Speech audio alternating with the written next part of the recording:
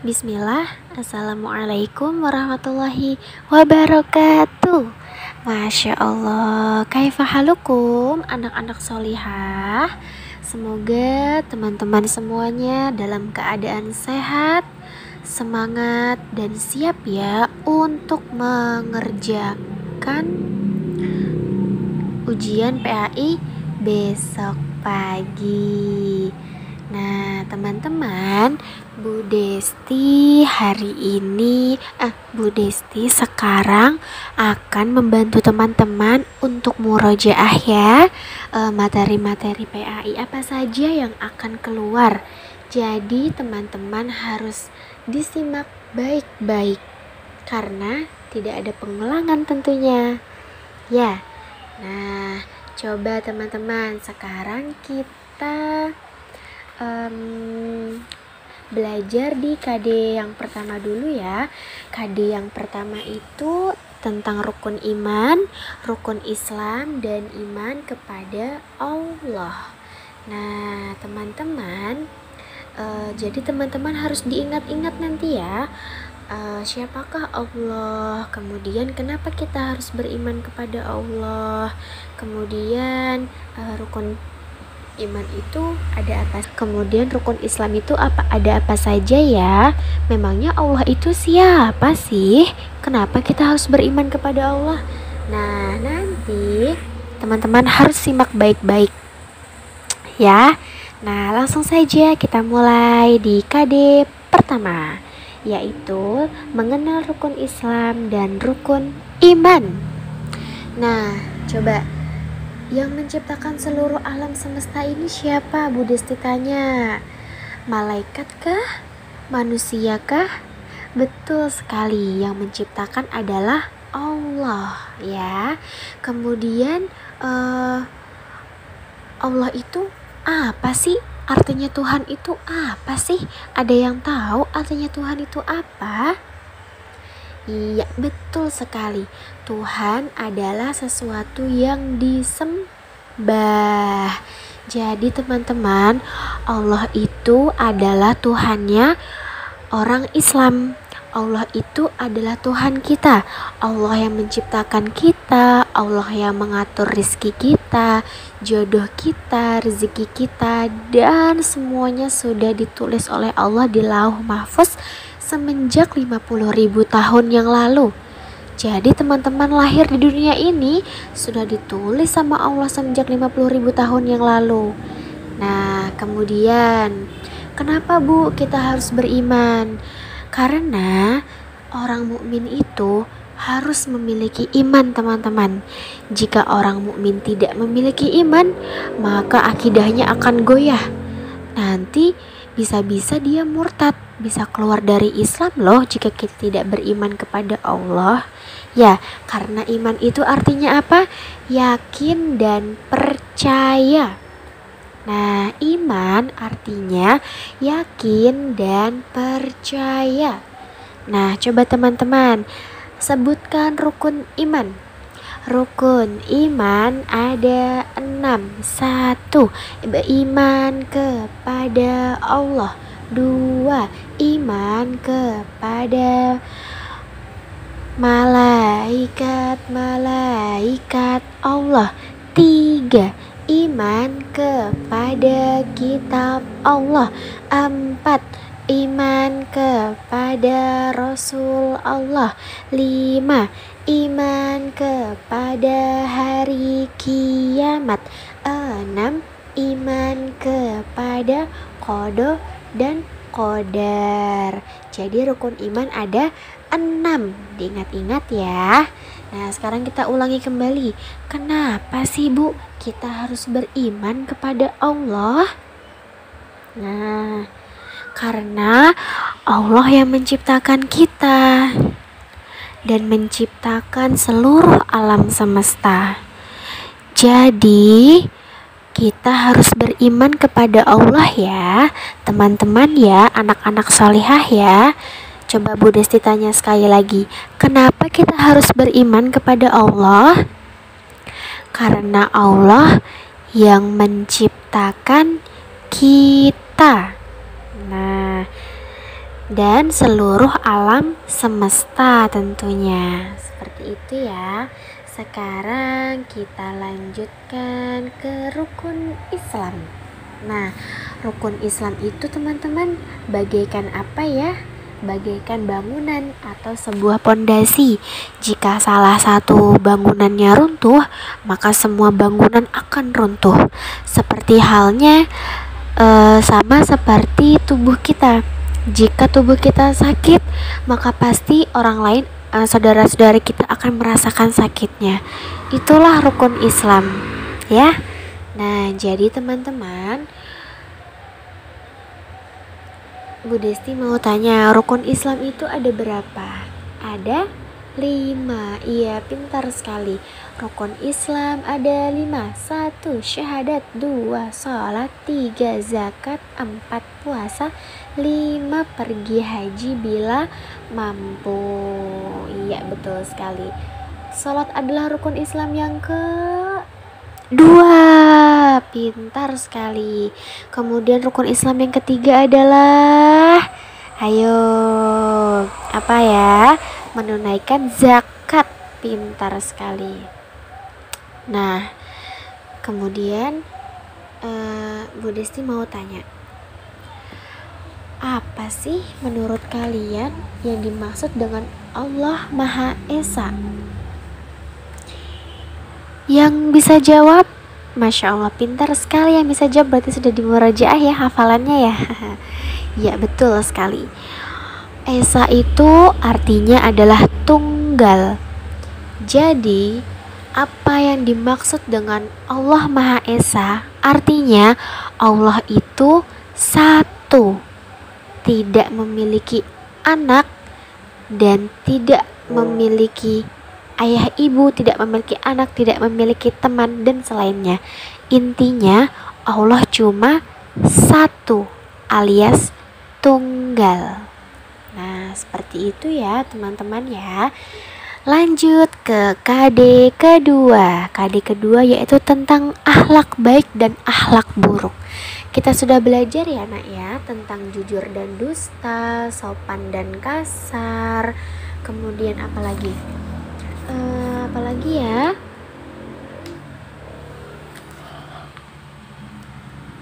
Sudah ya? Sopan, rajin dan malas. Ya, betul sekali. Coba Bu Desti tanya, kalau kita bersikap jujur itu artinya kita tuh berkata apa ya nak ya? Berarti kita itu berkata semaunya kah? Berkata semena-mena atau berkata apa adanya? Tentu jujur itu adalah berkata apa adanya. Itu adalah pengertian dari sifat jujur. Nah, teman-teman harus selalu diingat ya. Kemudian kalau kita membuang muka terhadap teman-teman itu termasuk perbuatan yang sopan tidak? Contohnya seperti ini nih Bu Desti, ini ya kasih contoh ya. Contohnya Hairani di kelas, masuk kelas, dan di situ sudah ada Nadifa yang duduk di samping Hairani. Karena Hairani kesal dengan Nadifa, tiba-tiba Hairani membuang muka kepada Nadifa. Aku males duduk deket Nadifa. Nadifa mah begitu. Contohnya seperti itu ya. Nah, berarti membuang muka termasuk perbuatan yang kasar, bukan perbuatan yang sopan ya. Lawan kata dari sopan adalah kasar. Jadi membuang muka termasuk perbuatan yang kasar. Kemudian apalagi Bu Desti perbuatan yang kasar? Contohnya teriak-teriak ketika dikasih tahu sama orang tua, teriak-teriak dikasih tahu sama guru. Iya apa, gak mau ah. Nah, ingat ya, berkata saja tidak boleh loh sama Nabi loh. Apalagi berkata yang lebih keras dari kata-kata itu. Tentunya itu sifat yang kasar. Kemudian apalagi ya? Kalau sopan termasuk akhlak tercela atau terpuji? Terpuji, betul sekali. Sopan adalah akhlak yang terpuji. Kasar adalah akhlak yang tercela. Ih, Masya Allah, pintar sekali ya.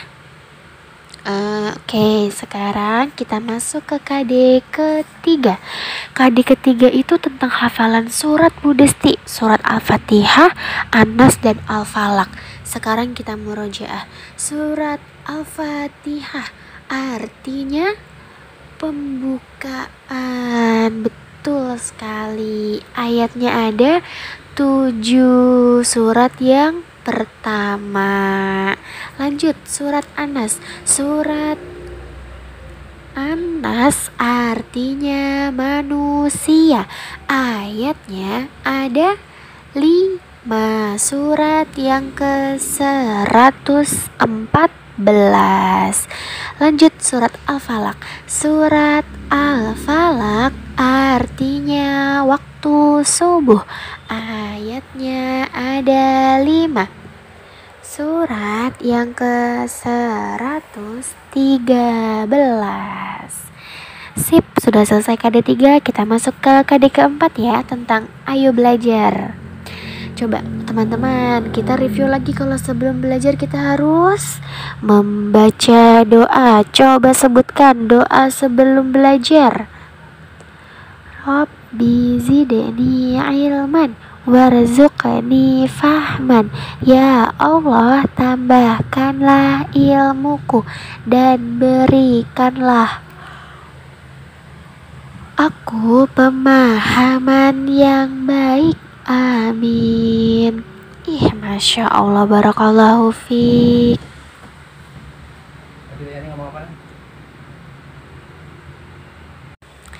Nah, dibaca terus ya doa-doa belajarnya ya nak ya. Nah, sekarang kita lanjutkan ke apa lagi ya? Sikap kita ketika belajar di dalam kelas itu harus bagaimana? Harus bercanda dengan teman kah? Harus mendengarkan guru kah? Harus bermain? Tentunya mendengarkan guru ya. Nah, jadi teman-teman ketika di dalam kelas, teman-teman harus mendengarkan guru dengan baik dan saksama supaya teman-teman bisa mudah mempelajari apa yang guru ajarkan. Oke, lanjut. Setan itu suka orang-orang yang rajin atau yang malas ya? Yang malas. Pintar sekali, Masya Allah. Jadi jangan mau ya jadi orang-orang yang malas ya, supaya setan tidak menyukai kita. Jadilah orang-orang yang rajin supaya setan tidak suka sama kita. Kemudian apalagi Bu Desti? Kemudian kalau malas belajar itu akan membuat kita pintar atau membuat kita bodoh? Tentunya bodoh. Pintar sekali. Masya Allah. Bodoh itu maksudnya di sini Bu Desti tidak berkata kasar ya teman-teman ya. Maksudnya ketika kalau kita malas belajar, maka akan menjadikan kita bodoh, akan menjadikan kita tidak berpengetahuan, tidak tahu apa-apa. Makanya Nabi menyuruh kita untuk menuntut ilmu. Oke. Ya, seperti itu ya. Kita lanjut ke KD kelima, yaitu tentang kisah Nabi. Wah, Bu Desti sudah kasih videonya nih, ada di YouTube. Seharusnya teman-teman di murojaah kembali ya video-videonya ya. Coba yang pertama kisah Nabi Adam. Nabi Adam itu diciptakan dari apa ya? Betul sekali, dari tanah. Ingat ya, Nabi Adam diciptakan dari tanah. Malaikat diciptakan dari cahaya. Kemudian hewan diciptakan dari air.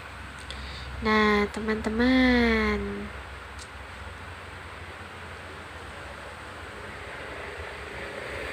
Iblis itu menggoda manusia agar masuk ke dalam surga atau neraka. Betul sekali. Iblis menggoda manusia supaya masuk ke dalam neraka, menemani iblis. Teman-teman mau jadi temannya iblis? Gak mau kan? Tentunya kan? Tentu tidak mau. Bu Desti juga tidak mau. Semua orang-orang muslim juga tidak mau menjadi temannya iblis. Tetapi terkadang manusia itu ada lalainya, teman-teman. Jadi ketika kita lalai dari beribadah kepada Allah, segera a'udzubillahi minasyaitonirrajim, supaya setan iblis-iblisnya hilang. Ya. Nah, sekarang kita lanjutkan lagi. Nabi Muhammad itu lahir pada tahun apa? Apa? Tahun laba-laba, tahun kuda, tahun gajah. Betul sekali. Nabi Muhammad Shallallahu Alaihi Wasallam dilahirkan pada tahun gajah. Ketika itu pasukan Abrahah ingin menyerang Mekah, ingin menghancurkan Mekah dengan pasukan gajahnya. Tetapi Allah mengirimkan burung ababil yang membawa batu panas dari neraka untuk dijatuhkan ke pasukan-pasukannya Abrahah. Akhirnya semua pasukannya mati, dan ketika itu Nabi Muhammad lahir. Sehingga Nabi Muhammad lahir yang disebut dengan tahun gajah. Diingat-ingat ya. Kemudian apalagi? Kenapa sih Bu Desti iblis itu dikeluarkan dari surga? Coba ada yang bisa jawab? Nah, Bu Desi sedikit jelaskan ya, bantu jelaskan ya. Kenapa iblis dikeluarkan dari surga? Karena iblis tidak mau bersujud kepada Nabi Adam. Karena iblis tidak mau melaksanakan atau memenuhi perintah Allah. Jadi ketika ada pertanyaan, kenapa iblis dikeluarkan dari surga? Karena iblis tidak mau bersujud kepada Adam dan tidak mematuhi perintah Allah. Seperti itu. Kemudian warisan yang ditinggalkan oleh Nabi Muhammad kepada umatnya itu apa sih, teman-teman? Tentunya warisan ini tidak akan pernah punah sampai nanti akhir zaman. Apa yang tahu? Ada 2 warisannya, yaitu Al-Quran dan Sunnah. Pintar sekali. Abaikan bunyi sirene ya. Kemudian kita masuk ke KD yang ke-6 ya, teman-teman ya, tentang bersuci. Nah, di sini bersuci itu adalah seperti wudhu. Kemudian ketika kita kena najis, ketika kita kena hadas, kita bisa menggunakan air wudhu. Ketika tidak ada air, maka kita bisa menggunakan debu atau biasa disebut dengan bertayamum. Jadi bertayamum adalah wudhu dengan menggunakan debu, bukan dengan menggunakan air ya, dan bukan menggunakan minyak tentunya. Masa wudhu pakai minyak? Atau nanti jadi licin ya mukanya ya. Iya, betul sekali. Oh iya, ada yang ketinggalan teman-teman tentang kisah Nabi Nuh tadi. Afwan ya, Bu Desti lupa. Nah, Allah memerintahkan Nabi Nuh untuk membuat bahtera kapal. Jadi Allah memerintahkan Nabi Nuh untuk membuat kapal yang sangat besar untuk ditumpangi orang-orang yang beriman supaya bisa diselamatkan dari banjir bandang. Nah, kita lanjutkan ke materi bersuci. Kemudian apalagi ya? Sebutkan bahan yang digunakan untuk bersuci. Maksudnya bisa dengan menggunakan air, kemudian bisa menggunakan daun, bisa menggunakan kayu yang tumpul, kemudian bisa menggunakan apa lagi teman-teman? Bisa menggunakan apa ya? Bu Desti lupa. Lupa. Duh, bagaimana kalau lupa? Besok kan sudah mau ujian. Nanti dibaca lagi ya bukunya ya. Nah, kemudian bisa dengan menggunakan tisu atau batu juga bisa. Yang penting jangan benda yang berbahaya.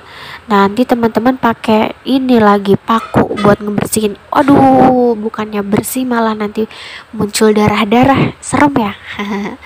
Ya, seperti itu teman-teman. Alhamdulillah, kita reviewnya sudah selesai, cukup sampai di sini. Teman-teman, ingat ya, didengarkan kembali karena ini semua materi-materi ini insya Allah akan keluar semuanya di ujian nanti. Jadi Bu Desti harap teman-teman baik-baik dengan menyimaknya. Kalau perlu nanti umi-umi kalian bertanya lagi kepada kalian. Coba deh, apa sih pengertian dari bertayamum? Bertayamum itu wudhu dengan debu. Coba malaikat itu terbuat dari apa? Diciptakan dari apa? Dari cahaya. Kalau Nabi Adam diciptakan dari apa? Dari tanah. Betul sekali. Kenapa Allah itu Maha Esa, Dek?